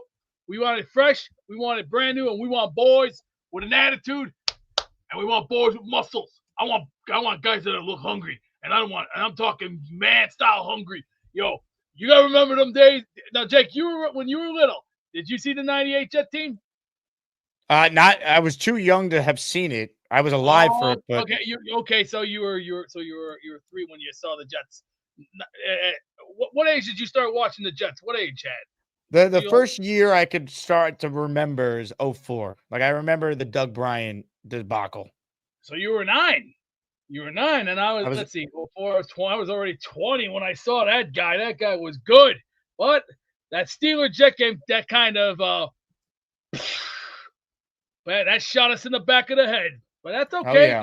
Oh, yeah. Those days are not gonna, we're not gonna look back at those again. We're gonna try and stay ahead of the game. 8 fresh new stars. I want to see all these old guys have to go because we got to make room. There's a room for improvement. We just got to go out and go get the big dudes. And I'm talking big dudes. And we can get some small dudes too, but they have to be on the corner. And I want the perfect weight size. The weight size for the corners has to be between the 175 and 190 mark.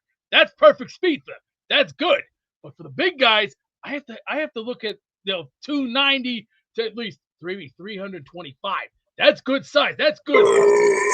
That had a kick to it. Hey, Beast, you ready for the raffle? As a matter of fact, let the games begin. Howard Finkel's on hiatus today. He's taking a sick break because the Macho Man's going to do the best thing. Now, ladies and gentlemen, are we ready for the raffle? Yes, we are.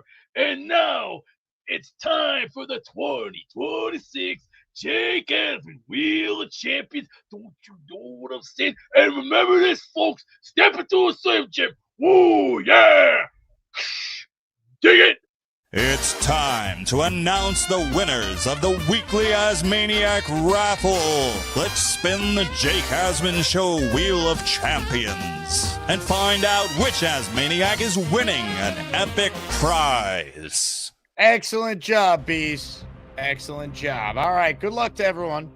Now, if Jets Forever number 2 wins the jersey, we'll spin again. Because my man has 40 of the 70 raffle entries in here. But it's not always how many you have. It's can you get in the raffle? Because you got to be in it to win it. We've seen Asmaniacs overcome greater odds than this? Ladies and gentlemen, thank you to everyone who's tuned in on a Sunday. You guys are the best. But only one can win, or maybe two today. We'll find out shortly. Again, we spin the wheel. The winner of a Jets Legends jersey is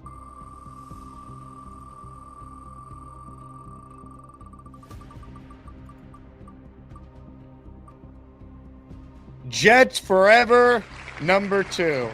A man who's earned it by sending in one of the biggest super chats we've ever had in the history of the show. Jets Forever number 2. A jersey of your choice is coming your way. But wait, we're not done. Let's give away a March for Art shirt from the JakeAsman.com merch store. Ladies and gentlemen, if we don't laugh, we'll cry. Hence, the March for Arch campaign. Ladies and gentlemen, one last spin, one last winner today on a Sunday show, a little Sunday special. Good luck to everyone. Your winner of a March for Arch or Tank for Arch shirt you pick is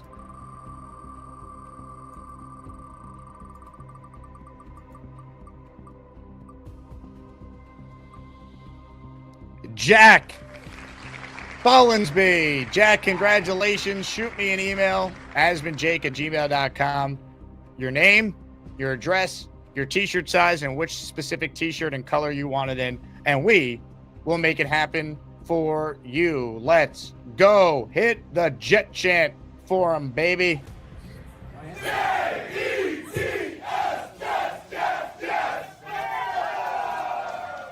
Awesome Sunday show. Thank you to Ryan from Jets Talk 24/7 for being today's special guest. We'll be back tomorrow. We got Tanky V, Frankie Vitorini from U Stadium in the morning. We also will be joined by Will Parkinson, assuming I confirmed with him tomorrow afternoon. So I'm looking forward to having both those guys on. They're excellent. We'll have another full week of content. So I'm pumped. That will be fantastic. On that note, thank you all for being tuned into the show. You guys are the best. Like the video, subscribe to the channel, consider joining the Patreon. If you haven't already, you'll get bonus shows, your name in the intro, all the perks, Discord access being the best one, the most popular one. Check it out. It's patreon.com/Jake Asman Show to be a part of it. On that note, I will talk to you guys soon. Enjoy the games today. Obviously, we're all rooting for the Texans. Hopefully they get it done. Screw New England. No one wants to see them have the easiest path ever to a Super Bowl. So hopefully the Stroud shows up and that Houston defense dominates. Until then, though, I'll talk to you guys soon. JETS, Jets. People in the chat are asking, where's Ryan and where's Jet Central? Ryan couldn't make it. Isn't Ryan on hold, Richie? Ryan's on hold. Oh. Wait, is he here? Wait. Bring him on and start over. Hey, look. Wait. He's been here. You guys didn't invite me to this fucking thing. What the fuck's going on? How come you didn't invite me to this fucking thing? All of a sudden, like, I come on the YouTubes and I see all this grin. It looks like Shrek took a shit. Shouldn't that guy be in jail? And did you see what that guy did with Narnia? Into the Taekwondo! You gosh darn go! I changed my profile pic to a Patriots logo as a joke, and now Twitter is not allowing me to change my profile pic back. So it appears I... Oh gosh. Be in jail. That's great. What the heck was that? I did not expect that. All of a sudden, Jake's like, there's someone backstage. And that was awesome. Did you send Gator the link, Jake? I'm so confused. I can't comment publicly on what transpired. Of course. That completely caught me off guard. I did not expect that, or that was fun. That was good. Oh, that was great. All right, well, that was Ryan. Jets Talk 24/7. So we're going to get into all of it here. Again, my name is Paul Eston Jr., a.k.a. Boy Green. I'm the New York Jets digital reporter for Heavy.com. We come 2 hours after every final whistle here for the postgame show. And I'm going to be honest. The only good thing that happened to me late tonight, early this morning, was making sweet, passionate love to my fiance, which I did after the article was written and that kind of stuff. That's the only good thing that happened. Not great. Terrible. The Jets are going to come back. No, they're not. They're never going to come back. They're never going to come back.